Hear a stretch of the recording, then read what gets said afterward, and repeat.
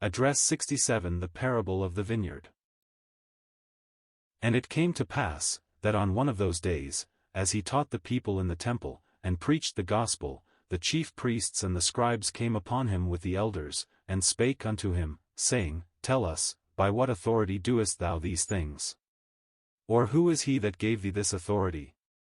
And he answered and said unto them, I will also ask you one thing, and answer me, the baptism of John, was it from heaven, or of men? And they reasoned with themselves, saying, If we shall say, From heaven, he will say, Why then believed ye him not?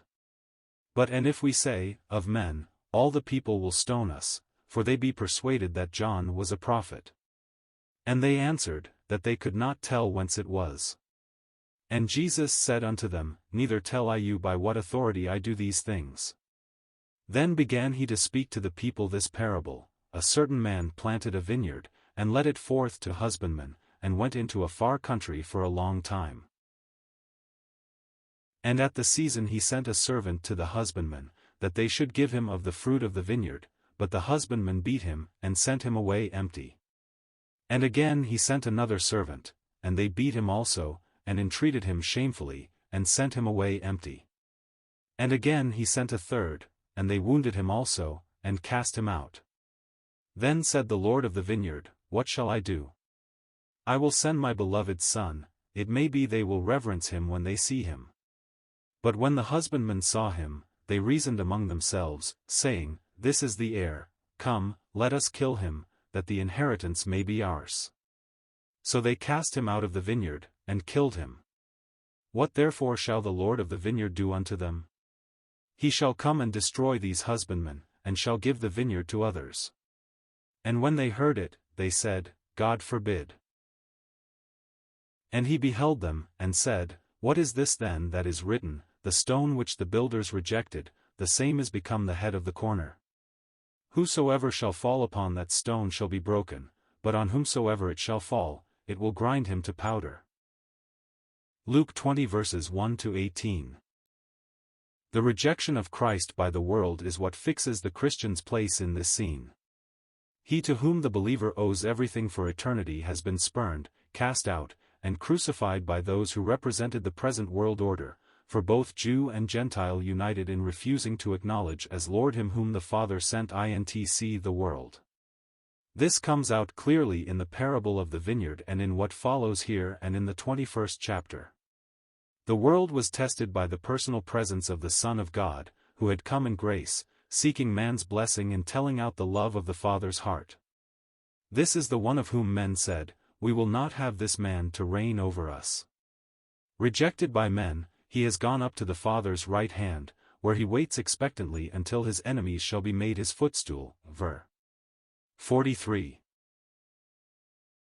Meantime the world continues unchanged in its opposition to its rightful king, as manifested by its hatred of those who now are called to represent him in this scene.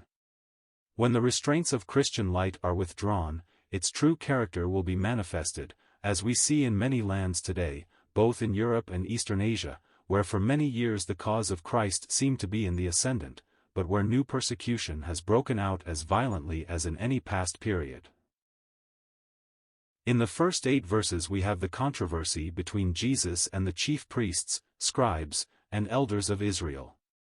These leaders of the people, who had from the very first rejected the testimony of Christ, were now gathered about him as he taught the people in the temple, that is, the outer court of the temple, where teachers met with their disciples. They put the question to Jesus, Tell us, by what authority doest thou these things?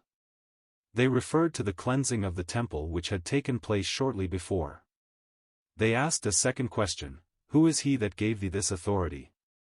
They resented the thought that a mere carpenter from that mean village of Nazareth should have dared to enter the precincts of the temple and undertake to cleanse it by driving out those who sold doves, lambs, etc., for sacrifices, and they challenged him in this way. Jesus replied, I will also ask you one thing, and answer me, the baptism of John, was it from heaven, or of men? What did that have to do with their question? Well, it had everything to do with it. Declaring he was sent to prepare the way of the Lord, John had pointed the people to Jesus as the Messiah of Israel.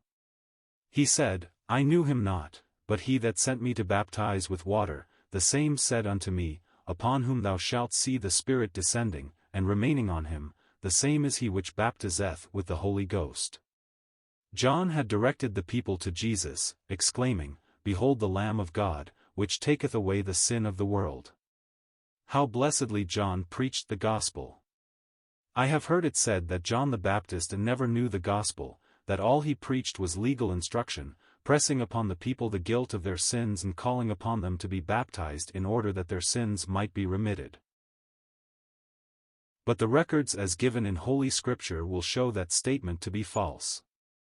John never promised forgiveness of sins through baptism. He did not preach that baptism could cleanse men of their guilt. Those who came down to John to be baptized were not justified through baptism. In their baptism they acknowledged their sins and need of remission, and John bore witness to the Christ as the Son of God, the Lamb of God, through whom alone sins could be put away. John was the forerunner of Jesus, and he pointed men to our Lord as the Messiah and the Savior. If these leaders accepted John as a prophet, they would know who gave to Jesus the authority to enter into the temple and cleanse it, for it was written in the Old Testament, The Lord, whom ye seek, shall suddenly come to his temple, even the messenger of the covenant, whom ye delight in, my 3:1. When the Lord put this question to these self-righteous legalists, they reasoned with themselves, saying, If ye shall say, From heaven, he will say, Why then believed ye him not? But and if we say, Of men, all the people will stone us, for they be persuaded that John was a prophet. And they answered, that they could not tell whence it was. And Jesus said unto them, Neither tell I you by authority I do these things. Notice that our Lord never attempted to make things clear to these hypocrites. He never attempted to explain divine mysteries to men who were not genuine. If people came to him as serious inquirers, who were honest and really wanted help, he gave gladly what they needed, but as to these men who had rejected deliberately his testimony and had refused to accept him, he did as he had commanded his disciples, Neither cast ye your pearls before swine, lest they trample them under their feet, and turn again and rend you. Matt. 7:6, he never sought to answer their cavils. Then began he to speak to the people this parable, A certain man planted a vineyard, and led it forth to husbandmen, and went into a far country for a long time. It is God himself who is here set forth under the symbol of the owner of the vineyard, which represents the people of Israel, Isaiah 5:1-7. The husbandmen were their rulers, temporal and spiritual. At the season he sent a servant to the husbandmen, that they should give him of the fruit of the vineyard, but the husbandmen beat him, and sent him away empty. So they had treated the prophets who were sent to Israel in the name of God to call the people back in heart to his law, yet they not only turned deaf ears to their entreaties, but also persecuted them for telling the truth, Matt. 6:12. And again he sent another servant, and they beat him also, and entreated him shamefully, and sent him away empty. Other messengers were sent from time to time, only to be treated with contempt and contumely, Acts 7:52. All this revealed the actual state of the hearts of Israel's leaders. And again he sent a third, and they wounded him also, and cast him out. For long centuries one prophet followed another, seeking fruit for God, but it became more and more evident that there was no desire to glorify him on the part of those who had been blessed so greatly. As we look back in the Old Testament records, we find that this agrees perfectly with the history of the prophets. They had been misused, ill-treated, and their testimony refused. Some of them were actually put to death, and others treated most insolently. Last of all we find the Lord of the vineyard saying, What shall I do? I will send my beloved Son, it may be they will reverence him when they see him. What an insight this gives us into the heart of God. We can see him, as it were, looking down upon Israel, conscious of all the sinfulness, the waywardness of the people, yet saying, I am going to send my Son to them. Surely, they will not treat him as they have treated the prophets. Of course God knew exactly what would take place, but this is what theologians call an anthropomorphism, God represented as speaking and acting on the human plane. In the fullness of time he sent forth his Son, Galatians 4 verse 4. He who was the delight of the Father's heart was sent into the world, to the lost sheep of the house of Israel, Matt 15:24. To reveal the love of the God of their fathers. The people of Israel had misused God's messengers, they had put many of the prophets to death, but at last he sent his Son. Would they accept him and yield obedience to his word? Instead of that, we are told that, when the husbandmen saw him, they reasoned among themselves, saying, "This is the heir, come, let us kill him, that the inheritance may be ours." This was sinful man's response to the love of the Father. Instead of reverencing the Son, they were determined to get rid of him, and they refused to acknowledge his authority. They cast him out of the vineyard, and killed him. Our Lord here anticipates that which he knew was soon to take place. He showed his enemies that he foresaw all that they were about to do. His death was foreordained of God, but their part in rejecting him was the expression of their own wicked hearts, as Peter told them later on, Acts 2 verse 23. The picture is clear. Now what will be the next step? Jesus puts the question to his hearers, "What therefore shall the Lord of the vineyard do unto them?"